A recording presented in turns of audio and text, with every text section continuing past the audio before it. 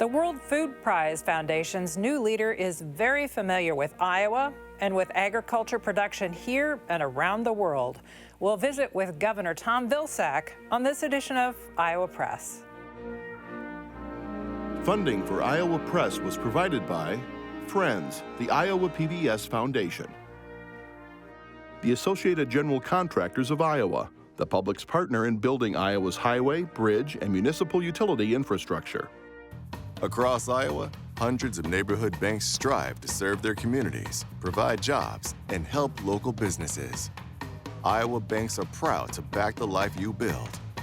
Learn more at iowabankers.com.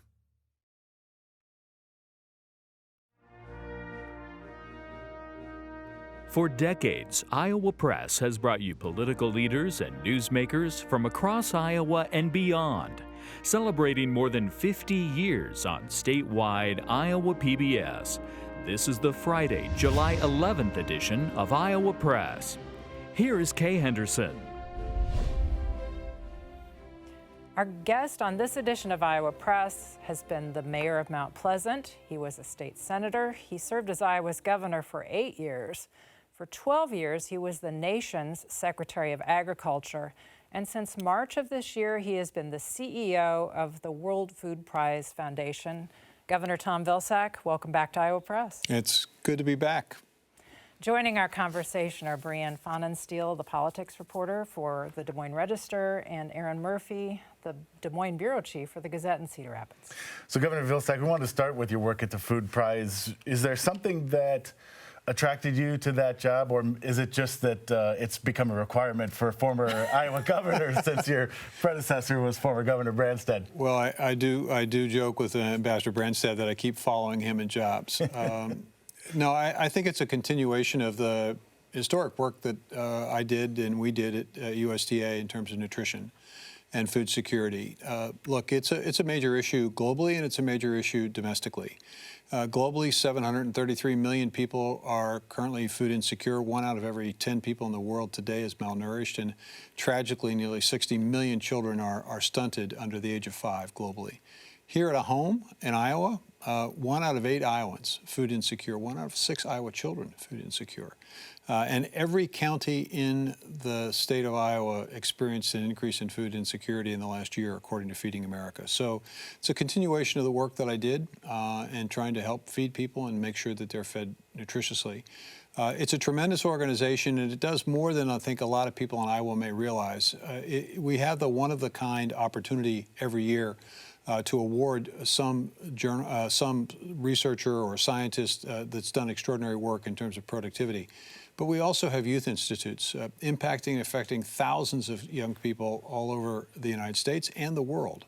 Right now, we have youth institutes that are taking place as we speak in Africa.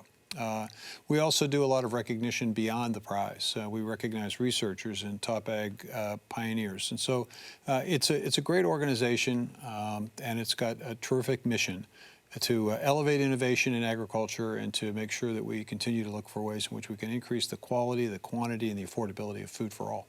Governor, the World Food Prize is hosting the Iowa Hunger Summit next week, and the goal is to focus on the root cause of food insecurity. So what more do you think needs to be done, and what is the biggest misperception about food insecurity here in Iowa?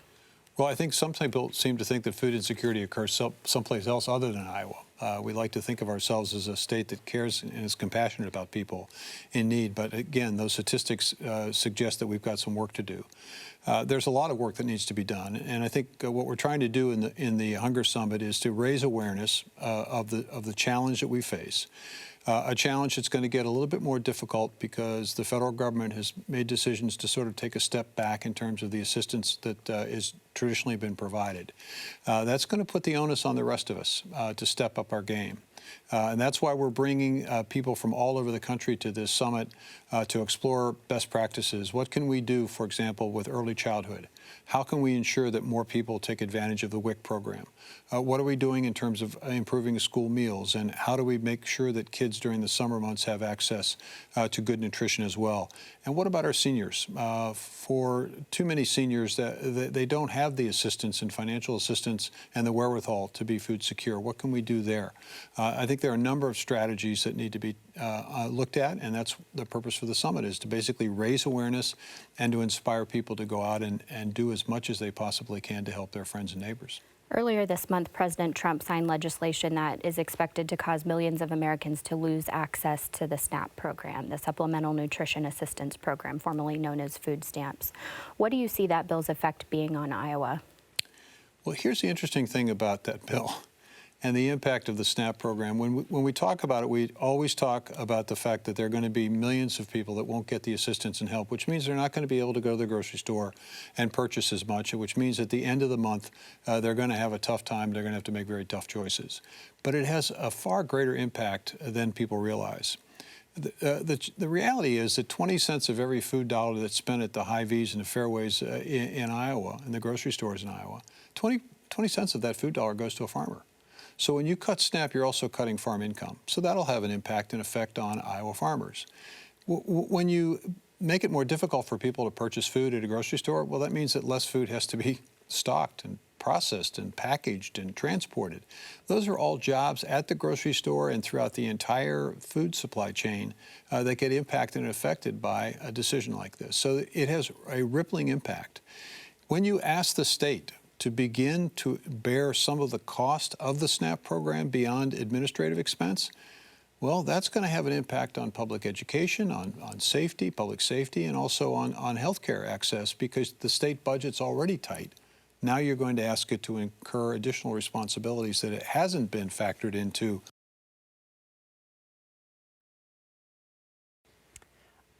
Your successor, Brooke Wallens, the current Secretary of Agriculture, this week talked about food production and the workers who are in that industry, and said there will be no amnesty, but there will be selective deportation efforts at that level.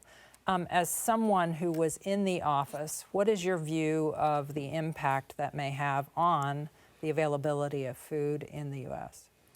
Well, it's going to make it more difficult for those who are reliant on migrant workers to basically produce the food that we take for granted here in this country. It'll have a profound impact specifically on the dairy industry that relies a great deal on migrant labor. It will have an impact and effect on fruits and vegetable access. And the reality is there's a solution to this, and it's been out for quite some time. It's the Farm Worker Modernization Act, which essentially creates an opportunity for farm workers to gain legitimacy. Perhaps they have to acknowledge that they came into this country improperly by paying a fine. They are given the opportunity to continue working on the farm under certain conditions, and they are able to gain citizenship after a 10-year or more process. So there is a way of doing this, and there was significant support for this in farm country, and it passed the House a number of years ago. It just didn't get the 60 votes in the Senate. Something like that could work. What we did during the Biden administration is we created a pilot project where we essentially identified workers in El Salvador and Honduras, and we provided some grant money to farmers to be able to adequately pay and train these folks. I think that program's been cut back by the Trump administration. So there are solutions to this that can maintain a quality workforce. I think it's unlikely that you're going to see a lot of Americans take these jobs. These are really, really, really tough jobs. And I think the Secretary suggested that Medicaid-eligible, able-bodied folks on Medicaid would be in a position to take these jobs. I think she's going to find that that's not as easy as she may think. You, as has been established, led the USDA for 12 years, 8 years under President Obama, 4 years under President Biden. The Supreme Court this week ruled that the current administration's plans for reducing the federal workforce can be allowed to proceed. USDA, we heard reports from very early in the administration, was one of the agencies impacted. Thousands of USDA workers took a payout to resign. Based on your experience, you headed that organization, you know those people. What kind of impact does that kind of staffing change and even the uncertainty have on the operation? Well, I suspect morale is going to be impacted and affected by those who remain. That certainly was the case when I came in to the office in the Obama years, the morale was at the, every year they do a survey, and the morale at USDA was at the lowest point. We were like next to last in terms of large agencies. By the time I left, one of the major business publications ranked USDA as the 263rd best place in the country to work, because we had really focused on increasing morale. I came back in the Biden administration, and morale was again at the low end of the federal survey. We got significant improvement. So I think you'll probably see some significant impacts in terms of morale. Look, elections have consequences, and every administration has the right to do what they think is best for the country and for the workers. But the reality is you can reduce the workforce, but you have to do it strategically and thoughtfully, and you can do it in a way that doesn't necessarily impact the services that people depend on. I think the challenge here, if you're looking at wholesale reductions and massive reductions at one time, that makes it hard on those who are left. They end up having to do 2 or 3 jobs, and at the end of the day, it's pretty hard to do. And you said earlier, to a different question, some of this stuff puts the onus on the rest of us. When you see what's happening at the federal level, do you look at that through the prism of your current job at the World Food Prize and think, what role can we play in picking up whatever slack there may be? Well, the World Food Prize historically has had 3 primary responsibilities. We recognize, we inspire, and we convene. I think we now have a 4th responsibility, which is to raise awareness, so that the rest of us know and appreciate that because of actions that have been taken, it does create a greater responsibility on the part of us to try to respond. Now, can we respond to fill the complete void that may be created as the federal government takes a step back on some things? That's to be seen. But I think we have to try. And that's why we have the Hunger Summit. That's why we have an opportunity to travel to India to discuss with a number of farmers in India the work they're doing to increase global food security. And that's why we have, obviously, the World Food Prize that takes place later part of October. A question about the USDA. During his first term, President Trump and his allies suggested moving the USDA out of Washington, D.C., maybe even locating it to Iowa. Is that a valid idea? It's already outside of Washington, D.C. The USDA has over 5,000 offices. 5,000 offices. Most of them are in counties across the country. Virtually every county in Iowa has a USDA presence. Out west, virtually every area of the West has a Forest Service location. So you're talking about a relatively small aspect of USDA being located in the nation's capital. They did move the research activities to Kansas City. That was a little bit disruptive, the way they did it, and for a period of time, that area was understaffed. We finally got to a point where we actually had it fully staffed. I think if that decision is made, they need to think about it strategically. I don't think it necessarily means it'll be closer to the people, because it's already extraordinarily close to the people. I mean, you have county offices, you've got regional and statewide offices, you've got state directors, you have rural development directors that are in every state. So it is a very, very down on the ground kind of department. So I don't think you're going to really see a whole lot different if you were to move the headquarters, if you will. The challenge with moving the headquarters is this: out of sight, out of mind. And in Washington, D.C., the people that you want to make sure are always thinking about the USDA are up there on Capitol Hill, the appropriators and the standing committees. You want them to be thinking about USDA. You want them to understand the challenges that we face in rural places. And I will tell you, I think there's a major, major opportunity for messaging for USDA, and it's this.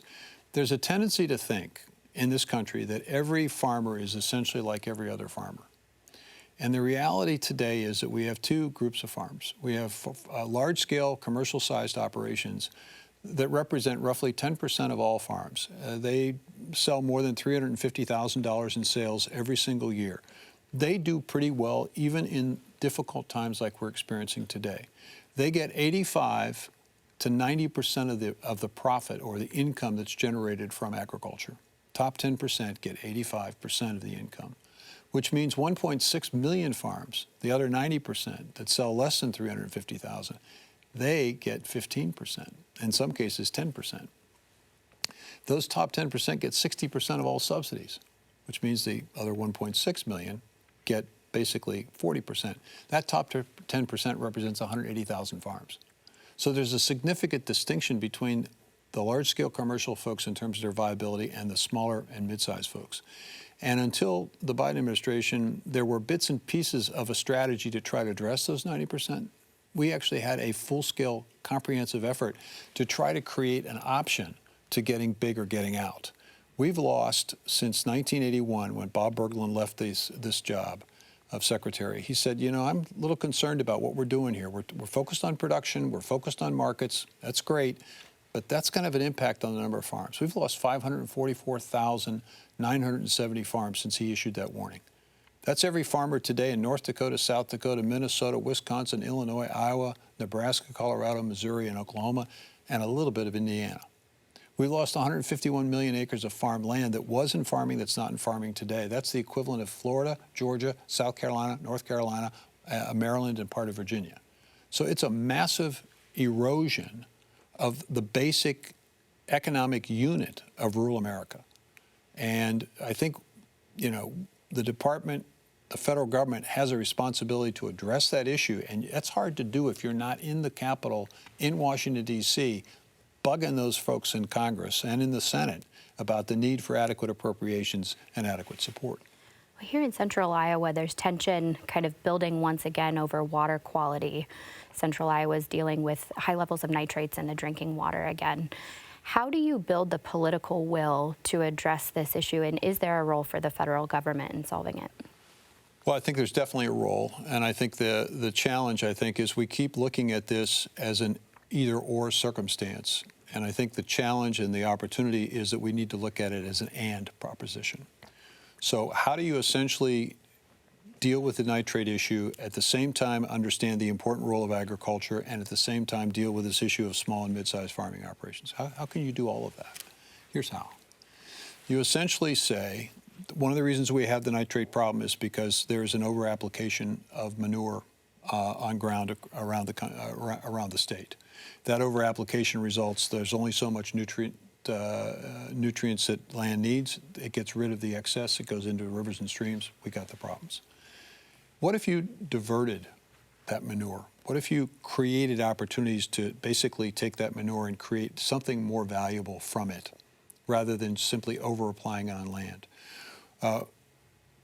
This is being done in parts of the country today where it's being used to generate energy. It's being used to potentially generate fuel. It's being used to generate a multitude of different products.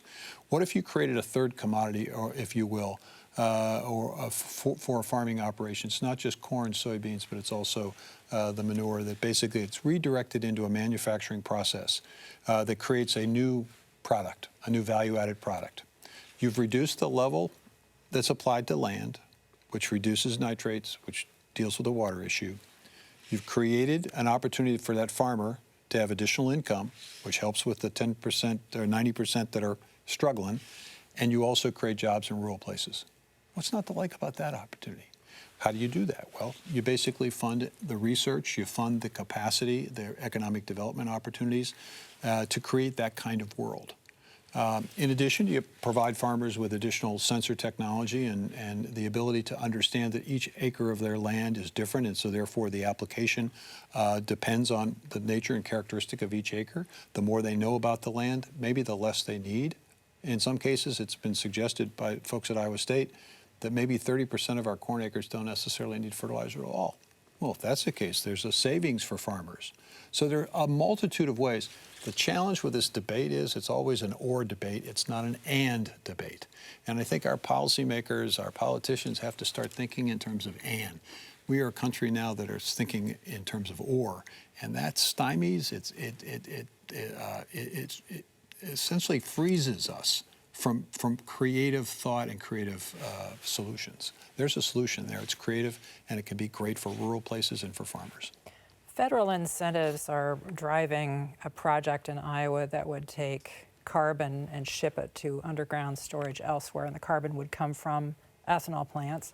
Corn growers support it. They say it will help them build the market for ethanol in some places, a carbon neutral or maybe a very low carbon fuel.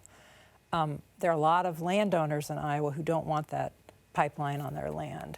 What's your view of the use of eminent domain for that project?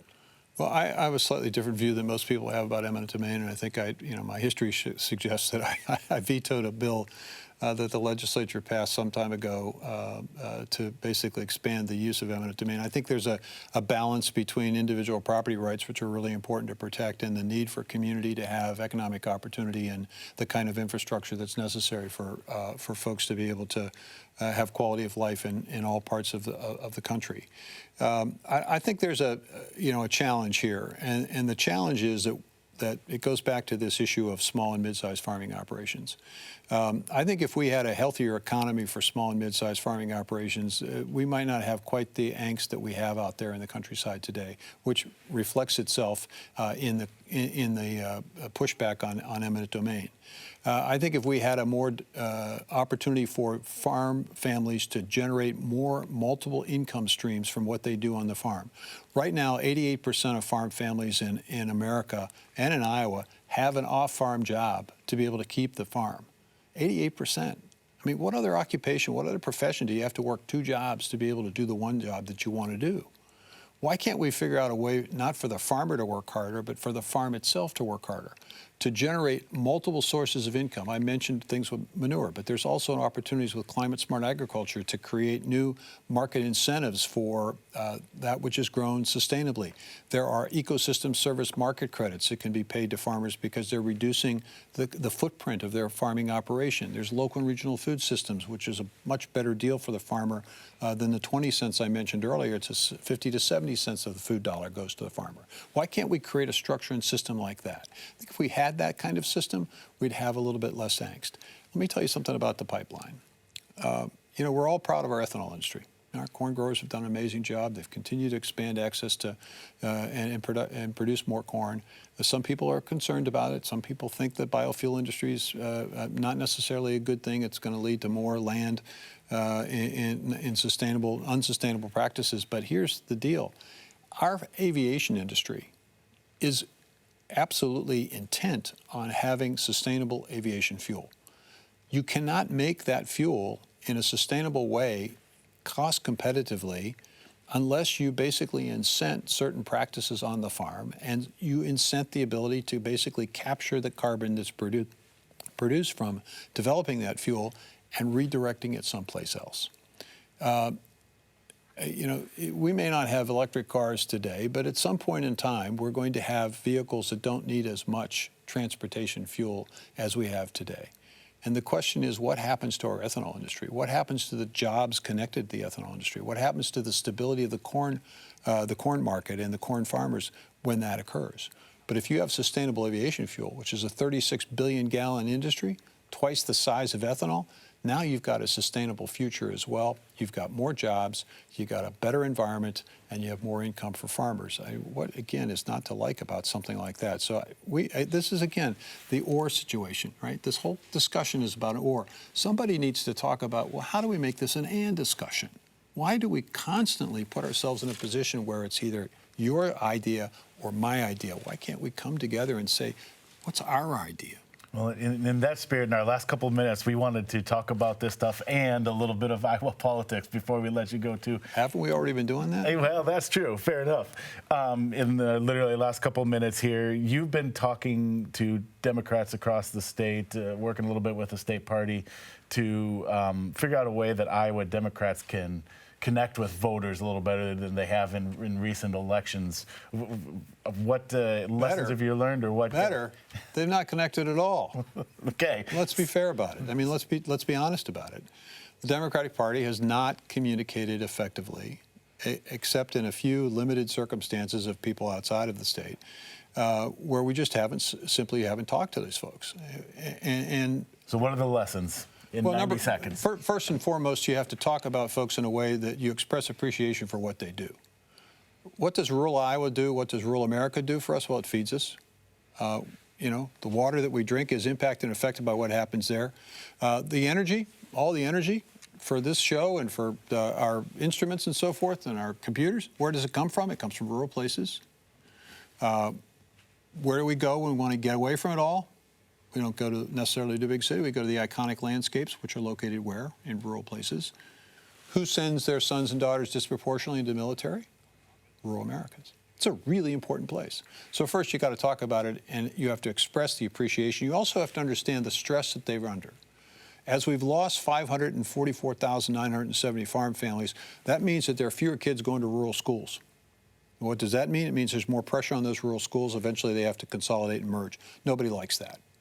The small business owner doesn't have as many customers, so that small business owner doesn't survive. What do you put in place? A box store. Where do the profits from that box store go? They don't go in Iowa. They go outside of Iowa. There aren't enough people to basically support the healthcare system, so what does that mean? You can't get a doc. You can't support your hospital. It becomes a clinic. You got to drive 1,000,000 miles to get healthcare. You watch your children and your grandchildren leave. Devastating. Emotionally devastating. I don't care what anybody says about Zoom and about web and about all of that. Great, but you can't hug over those technologies.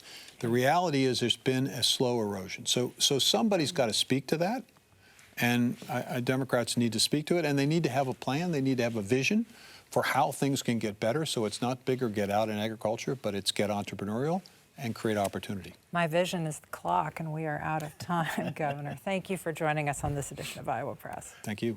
You can watch every edition of Iowa Press at iowapbs.org. For everyone here at Iowa PBS, thanks for watching today.